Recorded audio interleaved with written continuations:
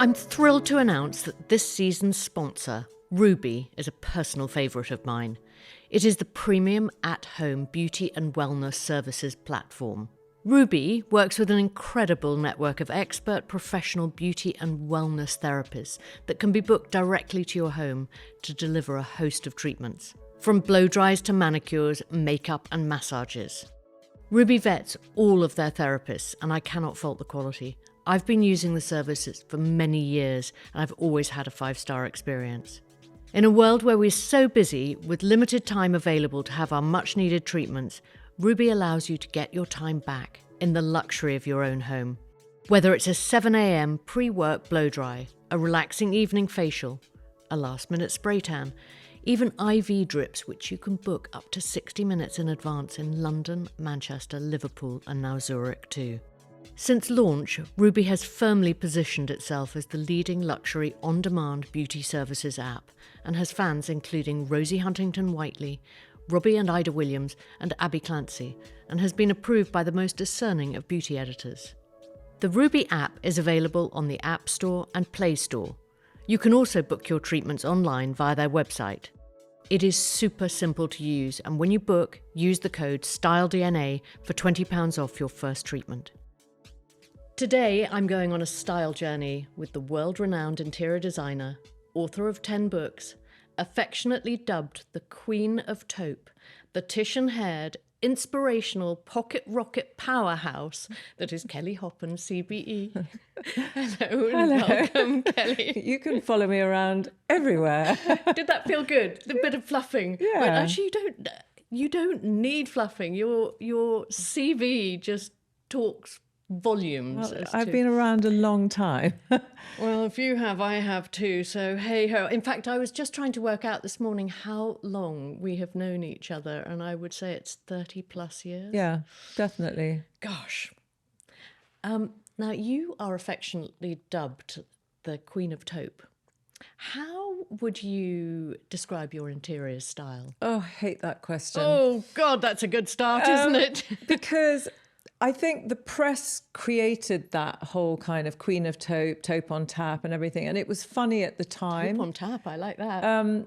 But actually, when I did my 40-year retrospective and I looked through the book, there's a lot of colour there. But I guess my style is neutral. And my whole ethos about design is creating homes for people to live in, because I'm doing what I do today because of my grandmother's home. And my happiest times were with my granny and grandpa. And their home was so old-fashioned, but it was the way it felt. So I've always tried to kind of bottle that and recreate that for people. And yes, I love the simplicity of that kind of East meets West, very... it could all be neutral in whites and creams and taupes, but it could equally be monochrome in black and white, or it could be all shades of black and grey. So it's just choosing a certain array of colours, and it's about balance, and it's about allowing people to put their own identity into their homes. But I can't really describe it in one word because it's changing all the time and it's movable. And what I do is, it's like you with your couture gowns. You design it specifically for whoever you're designing for. So it's very couture. Interesting. Although I will pick you up on that word. Because Yeah. couture is specifically for sewing and dressmaking. Is it really? It is. It's a French word. My God, I use it all the time. Well, look it up. Okay. Look it up. Because I saw that in your bio and I Yeah. thought, hang on a tick, I'm not sure about the use of the word couture outside the world of fashion. And in fact, it comes up on Google. Couture is a French word that means sewing or dressmaking. The phrase haute couture translates as high sewing or high dressmaking and is synonymous with high fashion. Wow. And okay. in France, clothing cannot be labelled haute couture unless it meets certain standards set by an official organisation, the Chambre Syndicale de Haute I Couture. love that. Isn't that interesting? Wow. Yeah, I just thought you would find that interesting. How do you feel the interior space has changed during your journey in interiors? Oh, I think it's changed hugely. I think in the early days when I started at like sort of 16 and a half, 17, people didn't say they had an interior designer. They didn't want to admit it. The Americans talked about their decorators long before anybody in Europe said my interior designer. And I think it became acceptable in the same way as you would go to a fashion house for clothing. We were very behind in the interiors world. We've kind of caught up with fashion in that respect, other than the fact that we don't change seasons, like having different looks and things. I think people are more aware of their home. I think that it was always apparel here and interiors here. I think now the home is the most important thing in people's lives. So I think that interiors and finding designers and architects and wonderful craftspeople is just normal now. And it wasn't way back then, much more difficult. Interesting. I mean, just on that front of homes and interiors, how do you approach sustainability with interiors? Do you upcycle at all? Yes, I mean, when we do hotels, very much so. A lot of the hotels that we've worked with are very into that. When we worked with the cruise industry, strangely enough, you'd think the opposite, but very much. And we choose the companies that we work with, the people that we work with, even down to where fabrics are from. And so we're learning every day, but I find that all the young people in my office are teaching me a huge amount, and I'm completely open to it, and they're very much into it. And we run a very sustainable business as well, so it's important. Yeah. As well as your flourishing interior design business, you've got a range with M&S and a range with QVC. How do those two ranges differ from each other? They're completely different. QVC I've been doing for, years. 15, 16 years maybe. I've kind of lost count. And it's very specific with bedding, with a few accessories, and it's sold into the customer's home. But with Marks and Spencer's, it's a very broad range. So it's everything other than heavy furniture across the home. So we launched in September, everything from cushions to throws to bedding to accessories. And in March, April next year, we have like another, 100 odd pieces coming in. So we're doing all kitchen and tabletop and whatever. So the Marks and Spencer range is a very full range for the home. So every aspect and lighting, and it's just amazing. And it's a dream for me because my father used to make the clothing for menswear at Marks and Spencer. So Marks and Spencer was very much a part of my vocab, everything I listened to at dinner at night with my dad talking and then meeting people and stuff. So all my life I've said I've wanted to do a home collection with Marks and Spencer. So when it actually happened, I was literally bouncing off the walls. Yeah. And I absolutely love it. And the quality, my partner had a really bad cold, so I went and slept in the guest room, and I slept on my own sheets, even though I know they're really soft. So the next day I got on Instagram going, they're really soft. I've actually slept on them. The quality is fantastic. And you can see I'm excited about it because it's been received so well, and they're such an iconic company. Yeah, they are, and their sourcing is second to none, isn't it? And very sustainable, which is really important and to us. And to be able to reach a much broader audience for your aesthetic is really exciting. It's interesting, Yeah. Any other projects that are going on at the moment that you're really excited about? Gosh. I mean, all the interior projects, we're opening a studio in Dubai. We're doing a lot in the Middle East. We've got some really interesting sort of hotels and private client homes and commercial properties, but each one is different and challenging. And I think that over the years, if I look at the sort of work and what comes to us, it's never the same. And, no one private client is ever the same anyway. So that's a given. But we now get sent these kind of projects, and you don't just read it and cost it and then meet people. You're reading it and going, wow, that's really cool. And it could be about technology and how that works with interior design, or it could be an island somewhere with, I don't know, just amazing things. So it's exciting. So not about to hang your clogs up and... No, I never do that. Yeah. But I definitely choose my time. How I allocate my time for work now is different to what it was before. But I feel that it's more. I get more done. But for Dubai, do you have to up the volume No, on the I design? think Dubai has changed massively. And when I went back there after many, many years, I was literally bouncing off the walls when I came back to London. I was so energized by the people that I met, the cultures. It was just extraordinary, and it's changed. And so any country that you work in, you're going to be designing for a different culture and what people want.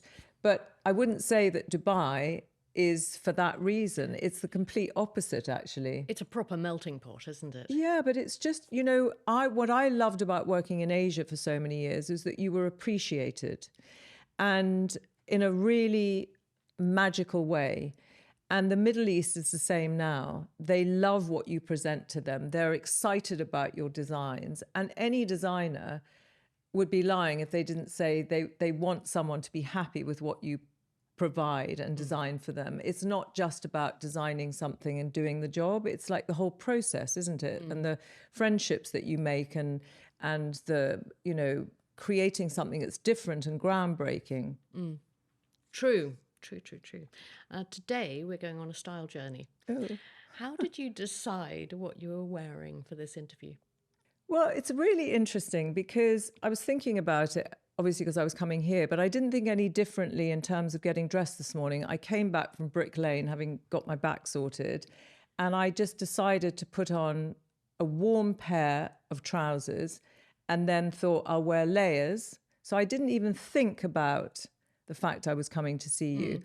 But what it made me realize was that it took me nearly 48 years to get to a point where I knew what I wanted to wear, or 45 years, because I struggled throughout no one would know this, but I never really knew what my style was. And I remember when I met you and your kind of tailored clothing with your long coats and stuff, that was kind of the beginning, if you like, of my journey into more, I would say, tailored.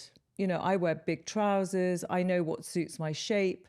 So when I shop now, I know exactly what it is that is good on me, whereas I didn't before. So it took me a long time to get there.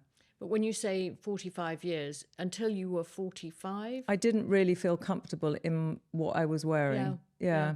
But that doesn't surprise me, because I think a lot of people say You think? that. Yep. 40s or even 50s before Wow. they really feel totally that they've got their style But do you DNA. think it's because we just get to a point where we're old enough to not care? No, I don't. I think we really listen to our intuition, and we okay. really work out what makes us. It's what you were saying about the home, what makes you feel amazing. Yeah. It's the same clothing-wise. What makes you feel Yeah, no, I at home. totally, I'm 100%. If you put something on and it doesn't feel right, as a woman, you have to change that. Otherwise, your day is It's gone. destroyed. Yeah. It's a bad clothing day or a Yeah. bad hair day. Now, you were born in South Africa, moved to London when you were 2. Were you very aware of your parents' style growing up? Yes, very. My mother has amazing style and did very early on. She had Cinciamino design her study, I remember, and her bedroom was kind of groundbreaking when I look back at it. My father was in fashion. So I suppose sort of subconsciously it was always there. And of course she was into art, and we were always in museums and music, and very kind of people coming over to the house that were poets and authors and whatever. So I was kind of surrounded by that whole world. So I'm not sure I was conscious of it, but subconsciously it was very much a part of my growing up. I mean, I never knew your father, but your mother I always thought of as being immaculate. Oh, I mean, yeah. Always the sort of twin set and pearls. I always think of her with giant pearls. Yeah, and And still. I think of you as someone who wears pearls a lot. Do you Yeah. think you got that from your mother? probably from my grandmother, because she gave me some pearls. Yeah. So I think, and I've always loved pearls. I Yeah. think pearls are great on your skin, and I love jewelry. Do you still have your grandmother's pearls? Yeah. I wear them all the time. Lovely. Yeah. Lovely. Do you think about her every time you put them on? Not every time, but I have a brooch that specifically reminds me of her. But I'm lazy when it comes to jewelry. I just put the same stuff on day in and day out, you know. I think you're very good with jewelry. You know, you layer your jewelry really beautifully. Well, thank you, but it is the same pieces. Do you remember the first time that clothes made you feel different? Either in a good way or a bad way. Can I answer that twice? Yeah. So the first time, I was probably 8. And I remember this because somebody found a photo of me standing wearing a bright orange and yellow dress that is quite horrendous, but I remember feeling so good in it.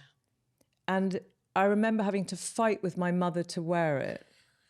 But I remember really, really feeling great in that. And I think that there have been many moments in my life where I felt that way, but there have been as many the other way. As in not feeling that good, yeah.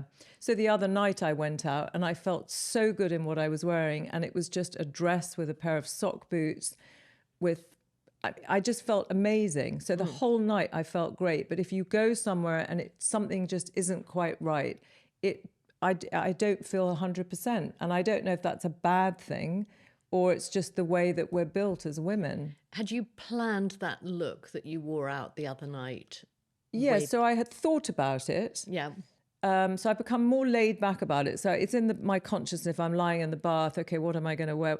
And then that morning I decided, begrudgingly, can't say the word, to try it all on. I couldn't actually be bothered, but I tried it on quickly and I was like, yep, that's fine, hung it up and went on with my day. When you say begrudgingly, was someone making you try it on? No, it was just I had better things to do. Yeah. You know, that's what I'm saying. I'm more chilled about it.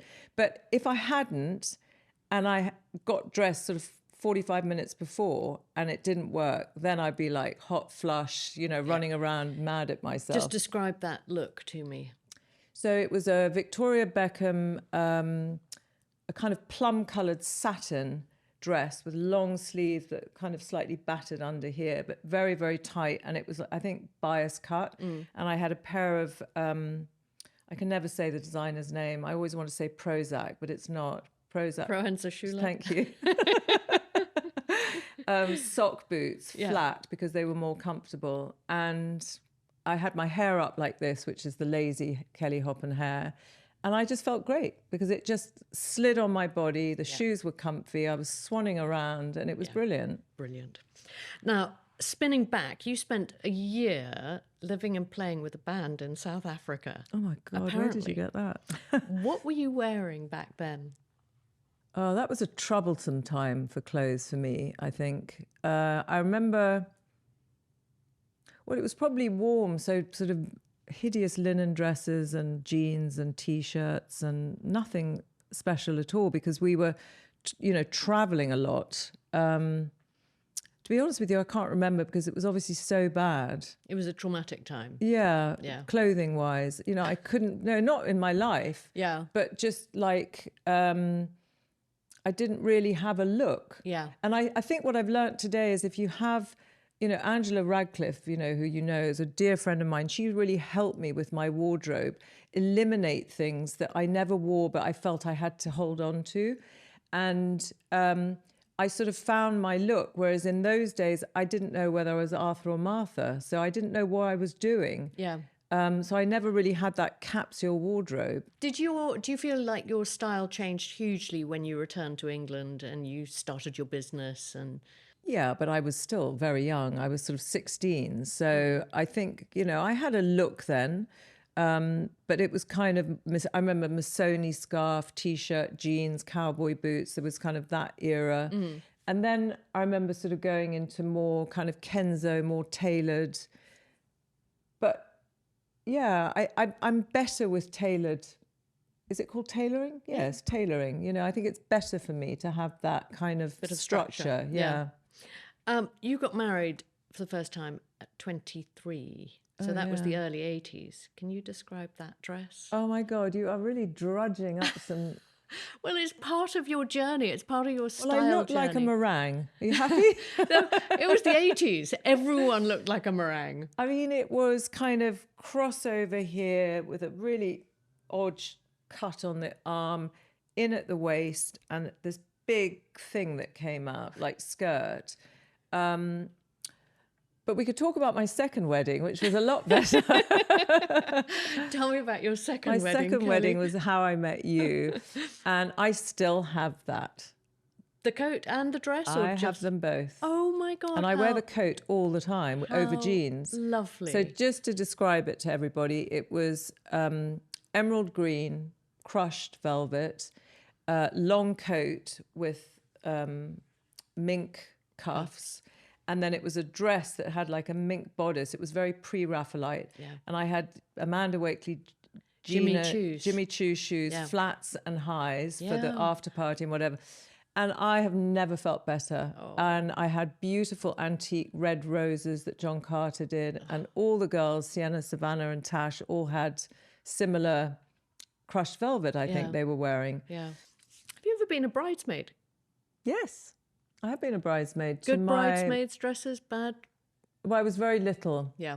I just found the bracelet, funnily enough, that I was given. It was my mother's brother and sister-in-law that got married. So I was probably 6, 7. Yeah, that was the first and last time. Was it a good moment? Yeah, Did you love your I dress? loved it. It was white and it had a pink sash. Yeah. And I just thought that was the best thing ever. Yeah, Loved I think it. some of those young bridesmaids moments, they can actually be what switches you on to realise the power of clothes, how good you feel in that little dress or that little outfit. Now, at the moment, you're living between London and the Cotswolds. Do you think you have a different style for the Cotswolds than you do for London? It's tricky, isn't it? So when I said I found my style, I definitely have found it, but it took me a little bit longer to find that mix of country and town. Yeah. But I've got it down to an art now, and it's very chilled, jeans. And then what I've found is the old country, in inverted commas, where people went and literally just wore jeans and sweaters. Now, if you go to someone's house for dinner, you have to actually ask what to wear. Yeah. Because I've made that mistake where I've kind of gone in that kind of chilled, like sloppy, almost slippers, but not really. And people are like properly dressed up. So you have to ask these days. That's the Cotswolds for you. Yeah, I know. I have to ask this question. Do you think you've ever dressed to match the room that you're going to be in? Never. Never, never, never. Even at home? Nope. That's interesting. No, but one weird factor is that John and I will get dressed on different floors, and it's really odd that we end up often like, I'll wear navy, he's in navy, I'll wear khaki, he's got khaki. That's so weird. Do you think you've ever used clothes to, or bags for that matter, to message, to talk about who you are? No. Well, no, not like what you're sort of saying, but I think that I would dress a certain way in the old days if I was going to give a speech, or if I knew who was in the room. You would dress appropriately, but not to give a message. And actually, very early on in my career, and I won't say who, but I got dressed one day to go and give a talk at Bloomberg, and I dressed in something that was so not me, like I was in suits, banking, Going into a boardroom. Yes, and somebody just went, "What are you doing? Like, where has Kelly Hoppen gone? You're going there because of who you are. Go and get dressed appropriately." And I remember that being a really pivotal moment for me, which was never lose your identity wearing somebody else's clothes. That is such good advice, I think. It really is. And I think it came out of fear that I wasn't good enough to be doing Bloomberg. Yeah. You know? Yeah. So I think more today, people can be their own identity, can't they? You only have to look at the fashion awards, all different age groups, all in different types of clothes, just having a good time and being who they want to be. And, you know, in this crazy world we live in, I think that in itself is a good thing. Talking about dressing appropriately, you were awarded your CBE in 2020. Now, that's quite a moment. You went to Windsor? Windsor this yes. time, yeah. What did you wear to collect your honour? So Sam Dougal, who's made quite a few pieces for me, I called him up and he'd made me a kind of classic dress that I've worn over the years on and off, which was, you know, racer back and just very tight with a huge skirt. And I said, I really want to wear something in a beautiful grey, like a kind of wool, and with a tiny little sort of bolero type of jacket that came across, because I knew I would be putting my CBE on, and I knew what colour it was. So I was kind of working it that way. And so he made it for me, and I've still got it, and I'll wear it with a pair of trainers and do something different with it another time. But I always find making clothes for something quite terrifying. Yeah. I prefer to go and try something on and buy it. Yeah. Did you wear a hat? No. With this? No. Would you say you've got a style icon? Yes. So you'll probably laugh, but obviously someone like Jane Birkin, I mean, who wouldn't? I loved her kind of casualness, and she threw it all together and it just looked so effortless. But then I was thinking of somebody like Diane Keaton. Keaton? Yes. That kind of look with the baggy trousers and the shirt and the polo neck and whatever.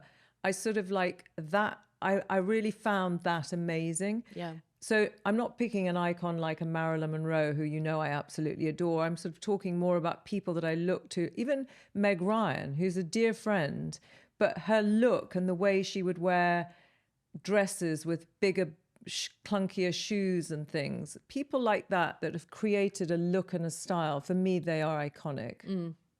Would you say you had an interiors style icon when you first started? I think I was too young. I don't think anyone, you know, but, you know, obviously the David Hicks of our, you know, was extraordinary. It was the very first book I'd ever bought. I've still got it and it's completely faded. But there are some unbelievable designers, you know, that have been around for a long time, but they were all very different styles to what I did. But I suppose when I started, the likes of Anushka Hempel, who I hugely admire, Via Grenny, who's a completely different style. You know, Christine Liag is my 100% top icon of all times, you know. But there are a few people, that I definitely looked up to. And you're in front of the camera a lot. Does that affect your choice of what you put on? Well, I'll always want to know if it's going to be hot or cold, so that I don't overheat and have too many clothes on. So I think that is probably the only checklist that I check now. But I want to feel comfortable. I want to feel okay in what I'm wearing. But you're not sort of aware of silhouette in terms of filming? No, No. not really. Now, you were a wag for a short while. God, you're really dredging through. And I was proud to be a wag. No, I think, you know, it was a moment. It was a fun moment, you Yeah. know, when you were dating Sol Campbell. Do you think your style changed notably? I mean, he was also 16 years your junior. Yeah, so I remember that moment that picture was taken of us at an Asprey opening, and I was wearing an orange satin Calvin Klein dress, and it was everywhere after that. And it was like, you know, Kelly Hoppen, her Renaissance or whatever. But I look back at my fashion past that first date, and it was quite questionable now when I look back at it. You know, it was quite Dolce & Gabbana. It was quite a bit over the top. I just wish I had been the person I am now in fashion then, because it would have been, but it doesn't work that way. It doesn't. So yeah, it was, you know, a part of my life that I don't regret, but I certainly don't think my choices of clothing were great. But were you affected by Probably the other wags? Oh, no, not by the other wags, but more about, no, definitely not by them, but just because of the relationship, I think. Maybe what was expected of me. Maybe more, yeah. And I mean, now you're with John very happily. Does he have a lot to say about what you wear? Nothing at all. And do you dress, who would you say you dress for? I think I dress differently now. I mean, every time I come down, if we're going out, I'll say, what do you think? And he goes, absolutely beautiful, but then you always do look beautiful. He always says that. But if I said to him, as I did the other day, which shoe, he went, please don't ask me that. Because he hasn't, it's not his thing, but he will always say you look fabulous. Oh, yeah. Good boy, John. How would you want someone to describe your style DNA in 3 words? Stylish, classic, and effortless. Like that. I mean, that's what I'd like to be seen. It probably would be something completely different. What do you reach for when you need to feel empowered? I will always go for 1 or 2 pairs of trousers. Funny enough, a leather pair of trousers and a sweater probably would make me feel good rather than an evening dress, because my identity is more about the big trouser with the small top and a good pair of trainers or a good pair of shoes. That will make me feel strong. And I like to put a twist on clothes, which you've always done. You taught me a huge amount in the way that you used to mix your styles and, wear something. I'll never forget one of your things was a beautiful grey satin Duchess silk, massive skirt, which you just wore with a grey cashmere sweater. And I remember thinking, God, that's so clever, mixing those. And it's what I've done in interiors is mix the most unusual fabrics together. So I think for me, it's about finding something fits your body no matter how you feel. Yeah. And that's empowering. Yeah. I mean, talking about feeling, I know you had a horrible brush with breast cancer a few years ago. And I just wondered if you ever used clothes during that time, sort of, as your armor. It was a very vulnerable time. No, not really, because your shape changes, after what I went through. So I'm sort of conscious now, less so because I don't care, because I'm cancer free, but I have one breast which is smaller than the other, and it just is what it is. So if I'm going to be wearing something that is tight, I will probably make sure that I put a bra on that looks better, but actually I don't care. And in a way that's quite liberating for me, that I've kind of got to the point where health is more important than that. So I think at the time it was literally tracksuits and just feeling kind of cozy. Cocooning. Yeah. Yeah. Yeah. We talk about hair, makeup and manicures for a moment. Have you ever been tempted with the talon nails? Because I know you're always a woman who's got the most immaculate nails. I have a thing, well, so do you. I have a thing about short nails, and if they get too long, I can't bear it. So I literally... The tap on the keyboard. I can't, yeah. I hate the way it feels. I like very short, and I admire women that have got long nails. I used to. But nails are really important for me because I use my hands a lot, and I think it's something that's easy to get done. My hair on the other side is, either down or up. There's the only 2 ways. And I've become very lazy in the last couple of years where it's literally in a scrunchie. Never thought I'd actually say I was wearing one. I was trying to work out what it is that Yves is Saint in Laurent. there. Somebody bought it for me, but I just wear, and I literally just put it up and it goes on the top, and it kind of it just is what it is, because otherwise there's a lot of it. But it's kind of the only thing in my life that's never let me down. Is my hair. Yeah. A lot of other things have. Stop it. Where are you at on tweakments?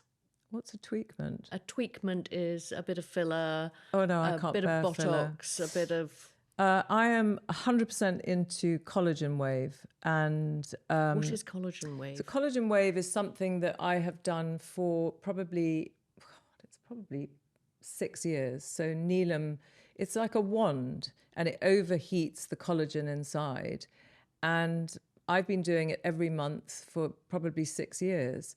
So that sort of creates some trauma. It creates the trauma under the skin, but it depends how hot you have it. and I've had microneedling, and I've had Morpheus a couple of years ago. So I've done things like that. But you were one of the faces of the L'Oreal Age Perfect campaign, I know. Can which you is believe amazing. it? Absolutely. What did that mean to you? Well, I was so shocked when I got the email, but so excited because it's such an iconic brand to say I'm worth it. Obviously, like, drove John mad after that. You can only imagine. But more to the point, I thought the campaign was so strong and so relevant. God, we need more and of them. so relevant to my age at 65. And so many times people have come up and said, you look great for your age. I'd never kind of thought about it until I read it and read the campaign notes, and they wanted it to be really authentic. And I was like 100%. So it was a frighteningly brilliant day shooting it. Are you, talking age, are you aware of dressing appropriately for your age? No, because I think I do anyway. I mean, I'm not, as you know better than anyone, I'm never going to be in a pair of hot pants or a mini skirt. So that's never going to be a problem. But no, I don't think so. I don't. Would you say you've had a worst fashion moment? Oh, God, yeah. So many. One in particular that really stands out that you think about and you just cringe? Well, one was a dress that somebody lent me that was so heavy to walk in. God, I hope it wasn't Wasn't one of mine. yours. I knew you were going to say that. It definitely wasn't one of yours. And I still own a lot of your dresses. I've kept them. But I couldn't walk. And yeah, it was a lot of metal on it and stuff. It looked amazing, but I couldn't get out the car. I couldn't walk down the red carpet. So that was definitely not one of my greatest moments. It wasn't effortless. No. When you're choosing what to wear, do you start with a particular item in mind that you really, really want to wear, like a new pair of sneakers or a pair of leather pants? But I think if you start with a pair of shoes, it becomes quite awkward. I don't know if that's the same with you, but I'm always better starting with the trousers or a dress or a jacket rather than a shoe, because otherwise I end up with everything on the floor because I just want to wear this pair of shoes and it's just not going to happen. When you are going out shopping, if you indeed you do you have in mind what you're looking for, or are you a mood shopper? Well, I don't really go out shopping. I do a lot of shopping online, but when I go to another country, if I'm traveling for work, I know this is going to sound weird, but I can kind of dream up the one thing that I've wanted for a long time, and I kind of make it happen, and I'll walk into a shop and it will be there. But that moment will be probably a 15-minute moment that I will have in my workday, where I'm just specifically going to go there because I'm sure I'm going to find that one thing. Can you give me a for instance? So it will be like I'll be in Milan and I will have been before to Corsicoma, and I'd had a great experience at that time before finding something. So in my mind, I'll be like, what would I think I could find there? So it might be the perfect white T-shirt, or it would be a certain brand that I know is there. And I think, well, I wonder if they've got that, and I'll find it. So it's not like magic, but it's like I will go there specifically for something. And it often works. Have you ever bought yourself a gift, having completed a large project, that just as a sort of a well done Kelly gift? No, because I do that quite often anyway. I thought you might say that. I don't need a job to do that. I'm quite good to myself. As you should be. Yeah. I mean, let's talk about travel for a minute. Do you pay particular attention to your airport look, your travel look? Not like other people do, but I will be comfortable, but I'm conscious that I like to travel looking good, but I think it's more about your handbag. I don't know why. What's your favourite handbag? Well, I guess the first Birkin I ever bought, because that was a really big moment for me. Was it a taupe one? No, actually, it was like sand colour. You know, they're classic. And then my row bag that I have now, I just love. But everyone knows I'm a handbag person. I love handbags. I particularly like mini handbags. Coming back to travel, good packer, bad packer? I'm a brilliant packer now. I was dreadful before, but I've taught myself. I actually went on Google and looked at some people, showed how you roll things and pack everything. And I learnt something new the other day. You know, in your suitcase, like one of those wheelie ones that you open, you know, on the one side, it's got a zip, but you never think you can put something underneath. But it's for shoes. Did you know that? Oh, I didn't. Anyway. What luggage do you use? Samsung. Just really simple, easy, but and I never pretty much check in a bag. Really? Yeah, so I've got that good because I've lost so much luggage. Which brand would you consider to be your guilty secret and why? The Row. I thought you were going to say that. A teeny bit of Chanel every so often, but not really. I would say more the Row or, High street favourite? Well, Zara, M&S for cashmere, Zara for kind of cool things that you might just want to add to other things. And money no object brand? Well, the Row. And what, if anything, do you feel you have an excessive amount of in your wardrobe? Handbags. Yeah. You're not going to tell me how many, are you? No, because it's not as many as you think. But it's not even big handbags. It's little ones. They're like tiny. They don't really count. And do you use them? I use them all, yeah. You can fit things in them? Yeah, definitely. Who does the best mini bag? Well, it depends what you call by mini. So VB, Victoria Beckham, her Dorian bag or all her bags, she has really thought out the telephone, your lipstick, your everything that you might need, and it's small enough. Yeah, woman designing for women. Yeah, absolutely. Guilty secret. What's the most expensive item of clothing you've bought? I'm not asking for the price tag. You might be relieved to hear. Well, it was probably the Birkin, I would think. Yeah. Do you still use your Birkins? Yes, I do, but I'm not as much as I used to, but I do love them.